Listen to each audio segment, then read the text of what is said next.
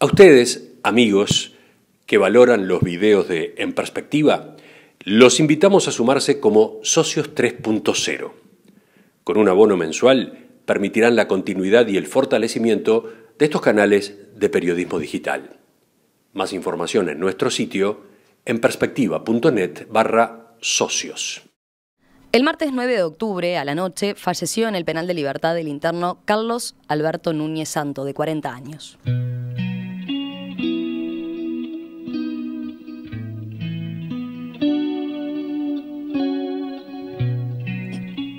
Según las autoridades penitenciarias, y de acuerdo a lo que comunicó el Ministerio del Interior en ese momento, la muerte fue producto de un corte punzante en la zona lumbar durante una reyerta entre presos en el celdario 1 del penal. Un día después del incidente, el Ministerio del Interior informó en su sitio web, a través de la unidad de comunicación Unicom, que al menos 10 internos generaron un tumulto. Entre ellos, comenzaron a romper sus celdarios y lograron salir a uno de los patios internos, donde fueron controlados por los efectivos que debieron utilizar munición no letal y gas pimienta. El comunicado, que hasta ayer estaba publicado en el portal del Ministerio del Interior, sostiene que en el momento de ser normalizada la situación, pasadas las 0 horas, uno de los participantes de la gresca, el interno Carlos Alberto Núñez Santos, de 40 años, se entregó a las autoridades manifestando estar herido de un puntazo que recibió durante el incidente con sus pares. El informe sostiene que de inmediato fue trasladado al centro de atención médica de la unidad del propio penal para brindarle los primeros auxilios, donde falleció minutos más tarde. Esa información estuvo acompañada de un audio del director del Instituto Nacional de Rehabilitación, Gonzalo La Rosa, que daba cuenta del procedimiento policial y que sostenía que se investigaba la eventual responsabilidad de 3 presos en la muerte de Núñez Santos. Los incidentes comenzaron sobre las 22 horas. Varios internos estaban llamando a la guardia porque supuestamente había un interno que estaba lastimado, que había sido agredido por otro. En eso sube la de los policías y resulta que habían como 8 presos en la vuelta ahí esperándolos, que habían roto las celdas y estaban esperando ahí a la policía. Que se intervino, se logra controlar la situación. No hubo policías heridos, en realidad no llegaron nunca a un enfrentamiento. Que había un interno que tenía un corte una herida por corte de arma blanca, que el minuto después, cuando fue llevado a enfermería, falleció. Se incautaron cortes, se hizo requisa en esa zona, en esas celdas.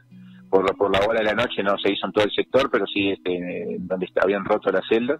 Bueno, se redistribuyó a los internos hacia otras celdas, hacia otros sectores, para arreglar lo que habían roto. Y se sigue investigando, se dio cuenta de la Fiscalía y se sigue investigando en el día de hoy porque hay por lo menos 3 imputados que son aparentemente los que lo lesionaron. Pero bueno, eso se está estudiando ahora y recabando información para dar con realmente cuál de los 3 que son los señalados es en definitiva el matador, ¿no? Por el momento es eso, que se sigue trabajando, investigando y bueno, buscando sobre el hecho para identificar a los agresores. Esta es la versión oficial del hecho relatada por el director del Instituto Nacional de Rehabilitación a partir de los testimonios supuestamente recogidos de las autoridades y funcionarios del Penal de Libertad. Pero hay otra versión, la versión que contiene el informe presentado ayer por el comisionado parlamentario para el sistema carcelario, el doctor Juan Miguel Petit, quien fue recibido por la Comisión Especial de Seguimiento del Sistema Carcelario del Parlamento. ¿Qué sostiene el informe? Que el interno Núñez Santos murió por hemorragia ocasionada por el impacto de munición no letal disparada a corta distancia desde la escopeta de un custodia de la cárcel.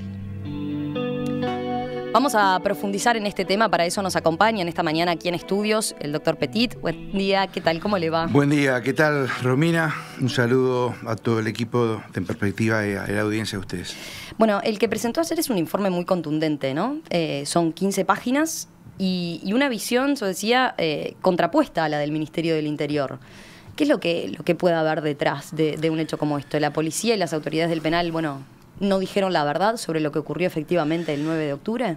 Bueno, yo la tarea mía, el mandato que yo tengo, no es de contrastar ni de acusar, sino de promover los derechos humanos de las personas privadas de libertad y todo lo que eso significa, de su entorno, también de los funcionarios, pero sobre todo de las personas privadas de libertad, de lo que significa su retorno a la vida en libertad, en sociedad, y eso implica buenas condiciones de rehabilitación, buenas condiciones de vida, buena convivencia, no violencia.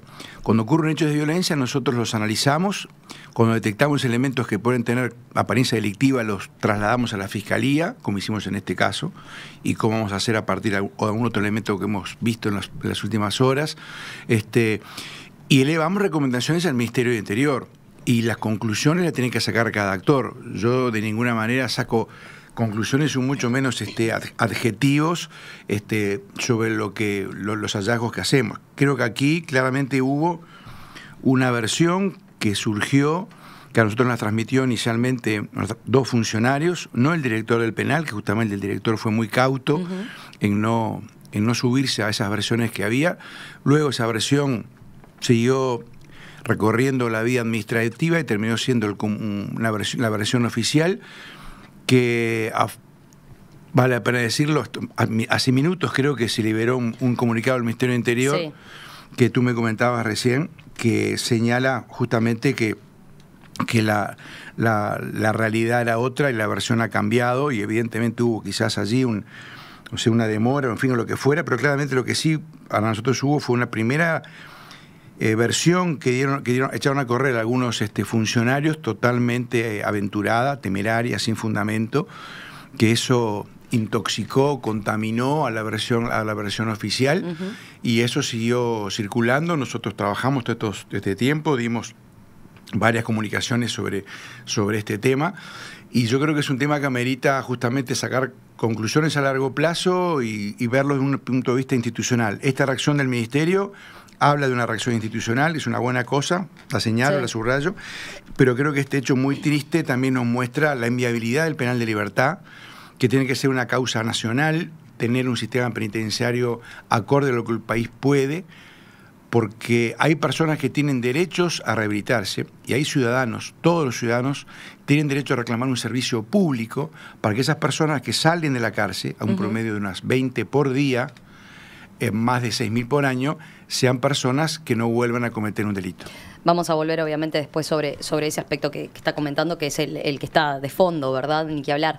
A ver, decíamos, el Ministerio del Interior ahora acaba de emitir este comunicado donde dice que, bueno, la versión en base a la información que tenía en un primer momento, se consignó allí la muerte del interno Carlos Alberto Núñez Santos como producida a raíz de las heridas con corte carcelario, según expresó el propio comisario mayor La Rosa. Al mismo tiempo se dio comienzo a una investigación interna, dice, en paralelo con la que llevó adelante el comisionado parlamentario, doctor Juan Miguel Petit, quien en la pasada jornada informara a la Comisión de Seguimiento Carcelario del Parlamento la verdadera causa de aquella muerte en base a informes forenses a los que tuvo acceso, dice. La noticia original fue despublicada de nuestro sitio web. Las conclusiones de las investigaciones forenses que aportó el comisionado y el detalle de los indicios periciados que luego fueron comunicados en la unidad de comunicación, dan cuenta de la falsedad de aquella información primaria que indujo a error al propio director del INR, fuente oficial de nuestro reporte, termina diciendo el comunicado de Unicom, ¿no? Usted lo destacaba porque, bueno, claro, cabía preguntarse hasta ahora por qué y cómo podía ser que el INR hubiera sostenido una información, que el Ministerio del Interior la hubiera de alguna forma avalado con ese primer comunicado, y usted con su investigación entonces hubiera llegado a otra cosa, que era lo que yo mencionaba al principio, ¿no? Que era un diagnóstico completamente diferente respecto a quién podía estar detrás, de quién era la responsabilidad, ¿no? de ese hecho. Sí, acá hay muchas cosas para sopesar. Aclaro que yo accedí a muchísimas fuentes, ¿no? Sí, digamos eso. A múltiples fuentes. Más de 70 entrevistas tuvo por este tema. Y no voy a, digamos, las refiero a ellas en forma muy genérica, porque muchas de esas fuentes son directas, otras son indirectas, otras son testimonios.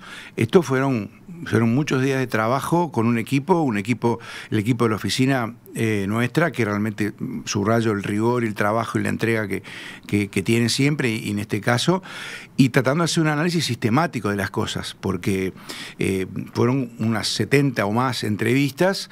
Yo entrevisté a los funcionarios que estuvieron esa noche, muchos de los funcionarios que participaron de la reacción frente a los incidentes que estaban ocurriendo, con todos los internos del sector, más de 50. Ahí está, pero cabe aclarar que fueron ambos, los internos y también los propios funcionarios. Exacto, ¿no? Hablé con todos los internos, con algunos hasta 3 veces, con total privacidad pude trabajar, no tuve ningún impedimento, eso también es bueno destacarlo en el trabajo institucional. Hablé con los médicos que atendieron a los internos, al interno que falleció, con los enfermeros, con otros funcionarios que directamente involucrados, otros indirectamente involucrados, gente que expertos en temas de armas, expertos en temas de heridas, o sea, muchas fuentes, y hay varias líneas de investigación. Está la investigación fiscal, que todavía no culminó, que no culminó.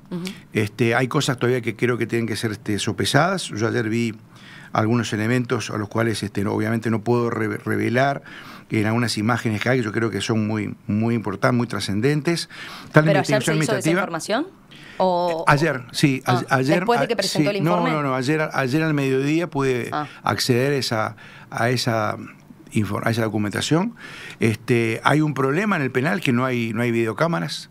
Es algo que yo ya habíamos señalado en informes anteriores. O sea, en los penales uruguayos tiene que haber, como hay en edificios, en plazas, en parques, videocámaras de seguridad para prevenir, para tener elementos probatorios. Hay una enorme dificultad estructural, que es lo que genera la violencia. Y bueno, hubo en este caso también hay otro problema, que es la lentitud en la atención, pero después hay otro problema estructural, que es un sistema de cobertura médica que implica el traslado de una ambulancia desde Montevideo, en una cárcel que lamentablemente por su violencia tiene muchos cortes, y cortes que a veces pueden ser cortes vasculares.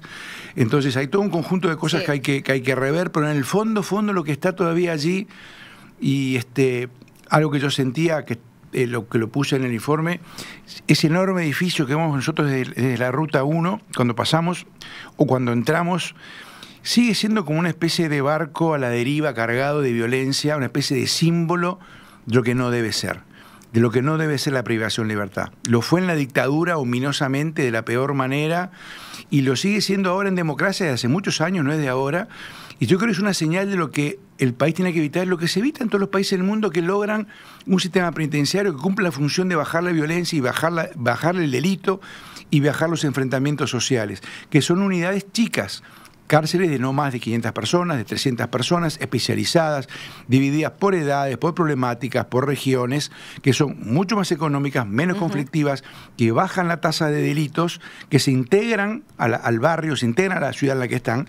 Y bueno, todo eso es lo que está de fondo, y lo que requiere un trabajo institucional que podría venir a compensar este hecho, y por eso creo que tiene que ser una causa nacional superar, cerrar y terminar con el penal de libertad, que es una de las recomendaciones. Usted lo pone eso como una recomendación del informe que presentó ayer, ¿no? Me gustaría después hablar, porque acaba además de hacer algunas visitas a centros de reclusión de otros países, de la región también, y hay experiencias para considerar en ese sentido.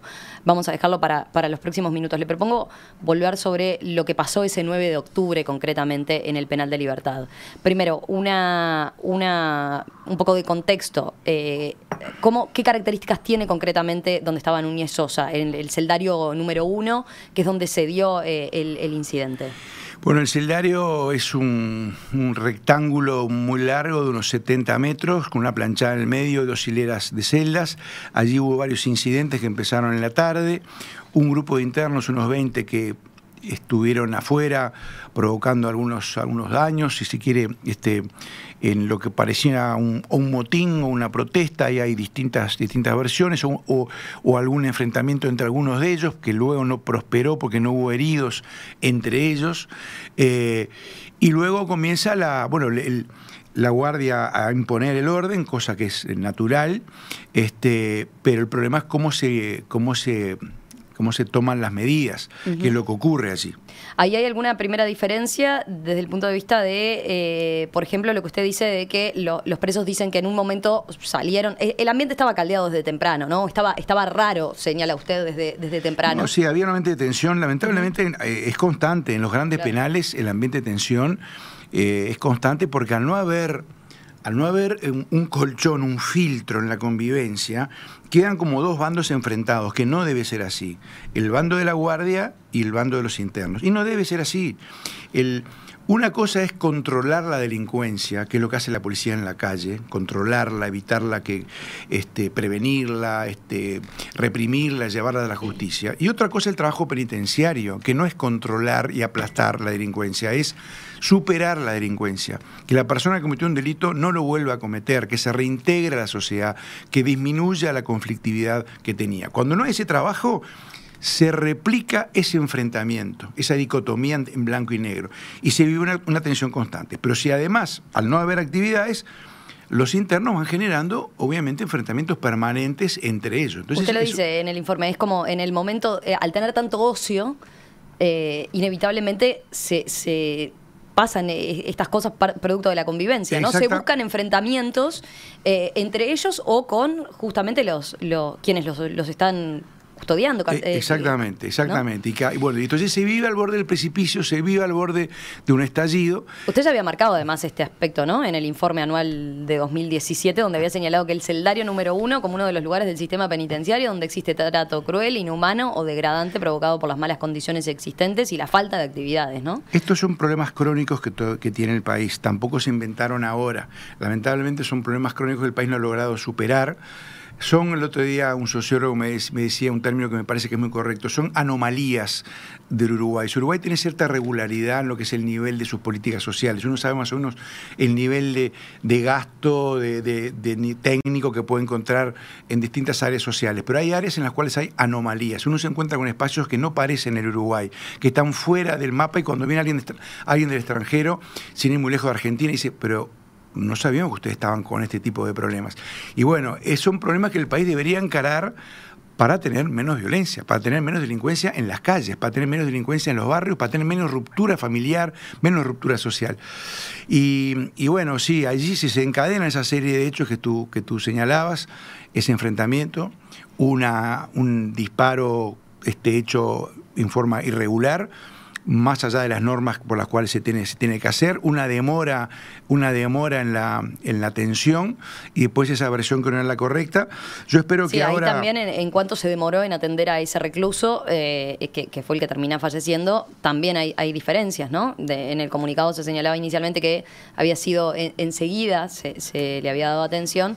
Usted en su informe señala que por lo menos más de una hora estuvo, ¿no? Sí, sin recibir atención cuando ya evidentemente había sido herido. Eso fue muy claro, que lamentablemente fue así, fue el último en ser atendido.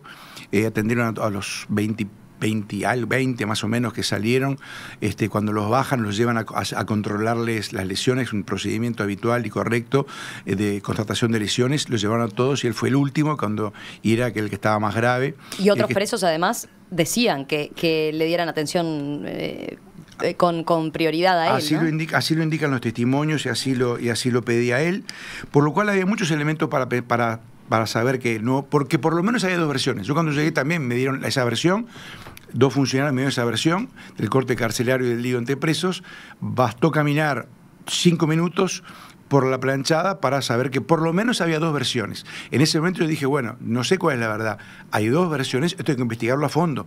Cuando yo llegué dije, bueno, era una explicación creíble, un enfrentamiento, lamentablemente era creíble, y es algo habitual en algunos centros. No en todos, porque de nuevo hay muchos lugares que trabajan muy bien, hay lugares, y aún en estos lugares muy malos hay mucha gente que hace cosas buenas. Pero cuando vi que hay una segunda versión, dije, y ya, así se lo dije al fiscal, doctor, acá hay dos versiones, porque ya estaba conmigo cuando nos dieron la primera versión de que había sido un enfrentamiento así. Digo, doctor, acá hay dos versiones. Y bueno, los hechos fueron mostrando que así era, y que había justamente varios hechos que indicaban que esto tiene que ser investigado en profundidad, evaluado en todos los niveles. Está el nivel administrativo, pero el nivel que es el que tiene que cubrir el Ministerio del Interior, el nivel de la justicia, que es el que tiene que ser fiscal, con los elementos que le aportan todos los actores, tanto el Ministerio del Interior como yo. Creo que está clarísimo que el Ministerio del Interior aporta todos los elementos que tiene. A mí me facilitaron la investigación, todas las informaciones que pedí, pude tener acceso a información, a recorrer, a hablar con todo el mundo con privacidad.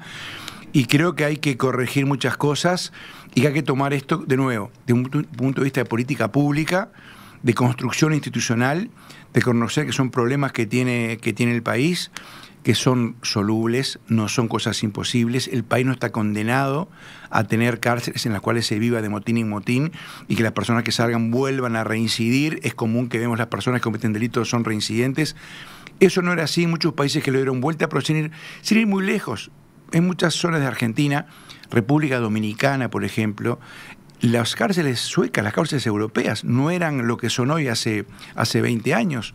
Entonces, hay allí una misión muy posible y dentro de esa misión, de nuevo, superar el penal de libertad. Yo recomiendo que se cree un grupo de trabajo interinstitucional con muchos diversos actores, que se llame un concurso de ideas y que se haga lo que se tenga que hacer. Si se tiene que tirarlo abajo, yo sé que eso no se hace y este proceso no lleva ni un día, ni una semana, ni un mes, pero si hay que tirarlo abajo, que bueno, hay edificios que a veces hay que tirarlos abajo porque no tienen otra finalidad, si puede ser, si no, usarse como un hospital, como un lugar de vacaciones, como una universidad, como lo que sea, pero como cárcel es atarse, condenarse a tener siempre miles de personas generando violencia. Vamos a cerrar el episodio concretamente de esta noche de que estábamos hablando, ¿no? De este 9 de octubre y lo que sucedió efectivamente. ¿Cree que en este caso hay encubrimiento de un accionar irregular de la Guardia y de la Policía? Usted en las conclusiones del informe de alguna manera lo sugiere que hubo irregularidades en varios hechos, ¿no? Y en los trabajos posteriores de la investigación. Y, por ejemplo, lo decía recién, cabía caminar un poco para saber que había dos versiones respecto a lo que había sucedido. Entonces, ¿qué puede haber detrás? Sí, yo no puedo catalogar, ni adjetivar, ni mucho menos colocar en tipos penales hechos que yo veo, porque no me corresponde. No solamente no corresponde a mi mandato, sino que no tengo los elementos que tiene un fiscal, por ejemplo, para interrogar a una persona, conducir a una persona. Por ejemplo, yo con los funcionarios que hablé con ellos porque voluntariamente se prestaron a colaborar, a conversar, a tener una entrevista. Pero yo no los puedo reinterrogar, no los puedo citar a mi oficina y hacerles preguntas o pedir pruebas o pedir determinadas informaciones. Eso corresponde a otras instancias, en la instancia judicial. Yo lo que sí veo, cuando hay elementos que tienen apariencia delictiva, tengo la obligación, como tiene todo funcionario público, de reportarla. Lo que sí tengo la obligación en mi mandato es, a partir de los hechos que constato, realizar recomendaciones, señalamientos. La ley manda al comisionado parlamentario hacer la supervisión del sistema penitenciario, promover los derechos humanos, realizar investigaciones y trabajar institucionalmente para que haya condiciones de rehabilitación, condiciones que manda la Constitución, de reeducación. ¿Usted se reunió con el ministro Bonomi por este tema? Sí, efectivamente, sí. ¿Y el Ministerio respalda la versión que daba la policía en ese caso? Por lo visto, en el comunicado ahora no es así, ¿no? Deja abierto por lo menos que hay más de una versión tal como usted lo planteó en el informe. Bueno, yo al ministro le informé las conclusiones el mismo día que pedí a la comisión que me recibiera. Yo reporto al Parlamento, ¿no? Por eso tampoco le llevé el informe al ministro, porque el informe se lo llevo al Parlamento, y así lo hice ayer al mediodía, por más que el informe yo estaba pronto y guardado en mi computadora hacía más de 20 días. Pero sí le informé, porque dada la gravedad que tenían las cosas, le informé, conversamos sobre los hechos, le di mi perspectiva, mis conclusiones, por supuesto sin revelar mis fuentes, pero sí las conclusiones y la manera que habíamos trabajado y algunas conclusiones y recomendaciones que yo tenía. Yo creo que este comunicado del Ministerio de alguna manera también recoge estas conclusiones y es un paso adelante para esclarecer las cosas. ¿Qué respuesta recibió en ese momento? Bueno, en ese momento recibí una respuesta de expectativa. Él no tenía todos estos elementos, me dijo que los iba a trabajar. Siempre yo tengo un diálogo muy franco, muy directo con él. La verdad que él me dice todo lo que piensa, yo le digo todo lo que pienso. En algunos puntos coincidimos, en otros no. Yo siempre he recalcado que la tarea de la reforma penitenciaria iniciada en 2010 ha sido muy positiva. En lo que quizás todavía diferimos es que lo que se necesita es un salto cualitativo, que es muy importante todo lo que se hizo, que es muy bueno muchas cosas, las cosas que se hicieron, que hubo un gran avance, pero que si no hay un salto cualitativo, nos quedamos y nos caemos. ¿Cómo se hace el salto cualitativo? Bueno, hay muchas maneras. La propia reforma y esta propia gestión del Ministerio, cuando empezó, hizo un acuerdo interpartidario. A mí me pareció que ese era el camino. Lo planteé a inicios del 2017, inclusive elaboré un pequeño documento que pensé que podía ser la base para eso, no prosperó, pero quizás yo no estoy en ese terreno, no estaban dadas las condiciones. Pero creo que el trabajo que se hizo ha sido muy importante y que hay que seguir sobre esas bases. A mí lo que me preocupa es que esas bases, si no se consolidan y si no se proyectan fuertemente, se pueden perder. Es como cuando se le gana terreno al mar. Si no se sigue avanzando, la bicicleta, perdón, las comparaciones, pero si uno no pedalea, aunque vaya despacito, si uno deja de pedalear, se cae. Y acá lo mismo, los avances que se hicieron son muy frágiles, son muy importantes, pero muy frágiles. Y hay que seguir avanzando y buscar las claves para que sean en política pública. Doctor Petit, usted en el final del informe que presentó ayer en la Comisión de Seguimiento del Sistema Carcelario señala algunas recomendaciones puntuales a partir de la situación que se dio, ¿no? Y de este episodio lamentable. Dice, plantea realizar una profunda investigación de lo sucedido, que el Instituto Nacional de Rehabilitación cuente con funcionarios técnicos no involucrados en las tareas diarias de las grandes unidades para realizar las investigaciones administrativas, cosa que no sucedió en este caso, ¿no? Claro, es muy difícil investigar a un compañero de trabajo. Porque uno de pronto perdona, está contaminado, o lo conoce demasiado, o al revés, le tiene rabia al compañero, nunca lo quiso y aprovecha para... Entonces, cuando ahí tiene que haber, sobre todo en los grandes penales, equipos independientes, capaces cuando hay algo grave, realizar una investigación con independencia de una relación de trabajo cotidiana. Eso requiere un reforzamiento de las áreas jurídicas del Instituto Nacional de Rehabilitación, una capacitación de las áreas más fuertes, las áreas administrativas, que tiene que ver también con que el Instituto Nacional de Rehabilitación se le dé, la mayoría de edad, se lo permita crecer. Parte del problema que pasó con ese comunicado basado en una información temeraria de algunos funcionarios tiene que ver con que la debilidad que tiene de comunicación el Instituto Nacional de Rehabilitación tiene que tener su propia política de comunicación, tiene que poder transmitir a la sociedad lo que está haciendo. Basta fijarse y googlear cuántas entrevistas, cuántas presentaciones ha hecho el Instituto Nacional de Rehabilitación de sus actividades, van a encontrar que son muy pocas. Y eso hace perder de vista una cantidad de cosas buenas que se hacen porque no se pueden comunicar. A veces termino siendo yo, que soy el médico visitador, el que tiene que marcar los problemas, y lo hago con gusto, marcar las cosas buenas. Pero eso se tiene que explicitar, se tiene que mostrar que hay un norte, que hay una visión y una misión. Otro aspecto que usted plantea en la recomendación es que el INR formule un protocolo o guía para el uso de armas de fuego con munición no letal, agentes químicos y otros elementos.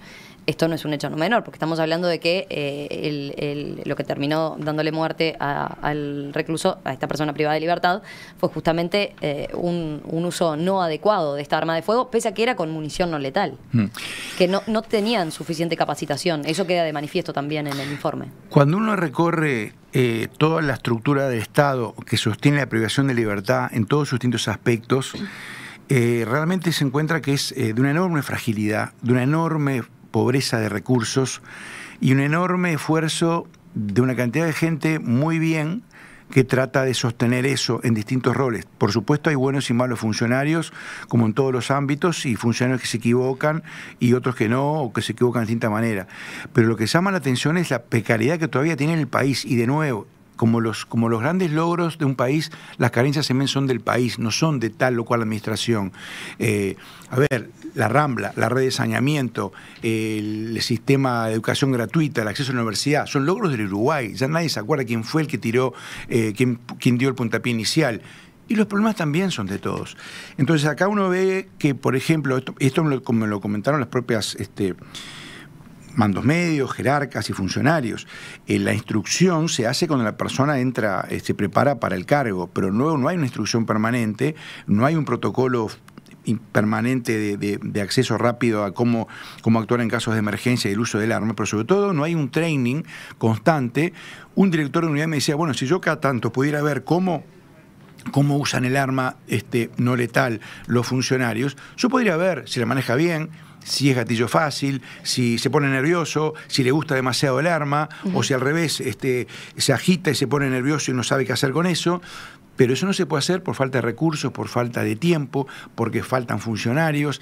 Y de nuevo, la estructura del sistema todavía no ha cambiado lo suficiente. Seguimos teniendo cárceles demasiado grandes que llevan a que no se sepa lo que allí pasa y que se transformen en lugares, sobre todo las grandes, de opacidad.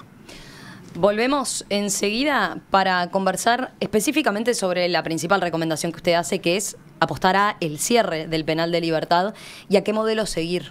Que es una recomendación que tampoco la invento yo, ¿no? Ya viene el propio ministerio, ¿no? El propio ministro lo ha dicho en algunas entrevistas y yo lo acompaño totalmente en eso. Creo que sí, que hay que hacer eso.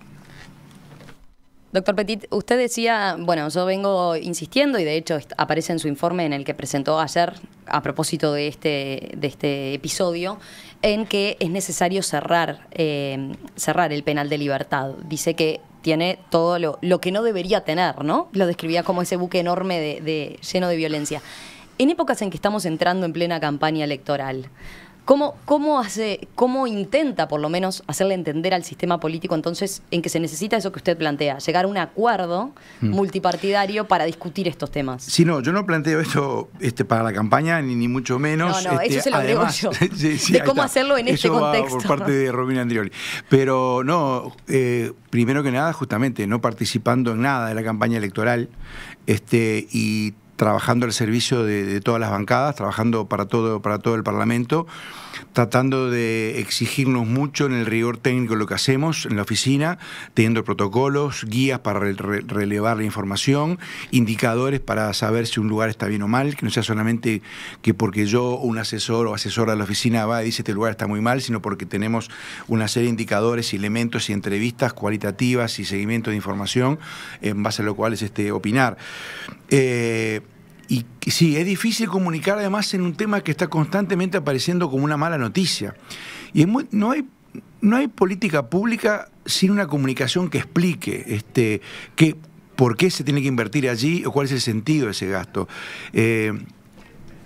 Castells, el semiólogo español, habla mucho de lo que es comunicación y poder. Y poder en el sentido amplio de poder hacer, y la política pública requiere justamente presentar imaginarios posibles, imaginarios a donde nos proyectamos y hacia dónde queremos ir. Y cuando estos temas son permanentemente una mala noticia, nadie cree. Nadie cree que sea posible, nadie cree que valga la pena invertir en eso. Y si no se comunican las cosas buenas y los logros y los resultados, mucho menos. Entonces yo creo que lo que hay que seguir es trabajando técnicamente, conjuntando a la gente que trabaja en los temas. Pero ayer, por ejemplo, cuando usted presentó el informe, que lo hizo ante representantes de todos los partidos, sí, ¿no? Diputados y legisladores de todos los partidos, ¿con qué panorama se encuentra? Bueno, yo creo ¿Qué le dijeron? Yo en estos días participé en dos comisiones. Participé ayer en la Comisión de Seguimiento Carcelario y el día anterior en la Comisión de Constitución, donde se está estudiando justamente una nueva ley de sistema penitenciario. En los dos casos encontré una sintonía entre todos los actores de tomar este tema más allá de las representaciones partidarias y de las fronteras partidarias y buscar puntos de acuerdo.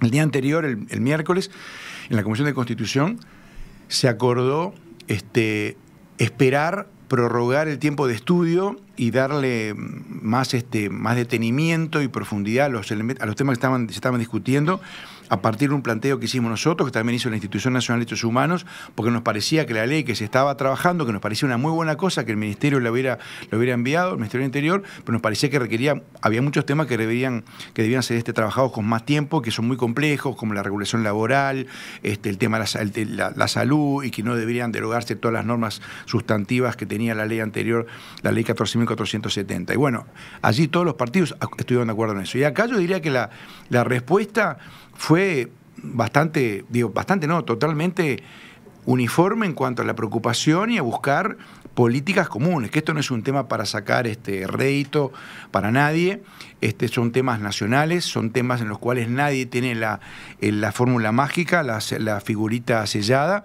y que hay que construir acuerdos a largo plazo. Porque sí, si lo que no pasa es que tenemos pienso en época de campaña política, en época en que la gente se siente insegura, para los políticos a la hora de pensar en sus discursos, lamentablemente, a veces quizás no es redituable políticamente hablando hacer y machacar en que es necesario también atender este aspecto que usted plantea, ¿no? De la rehabilitación, sí, lamentablemente. Eso es un gran tema, pero yo creo que también allí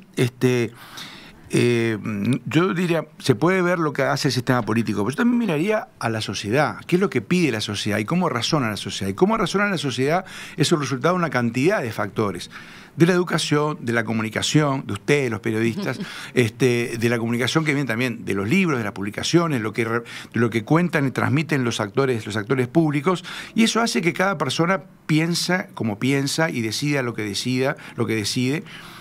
Y lamentablemente en este tema todavía la opinión pública está en un modo punitivo. Claro. Y es lo que sale de adentro, porque va a llevar mucho tiempo cambiar la respuesta que tienen las sociedades frente al fenómeno de la violencia. Porque es natural, la violencia genera violencia. Ahora, allí tiene que estar el Estado para poner un filtro. Allí tiene que estar el Estado para decir, bueno, el Estado no puede rapiñar a los rapiñadores, secuestrar a los secuestradores y pegarle a los que pegaron. El Estado tiene que aplicar política pública, rehabilitación, restauración, curación, rehabilitación, reinserción, como se le quiera llamar.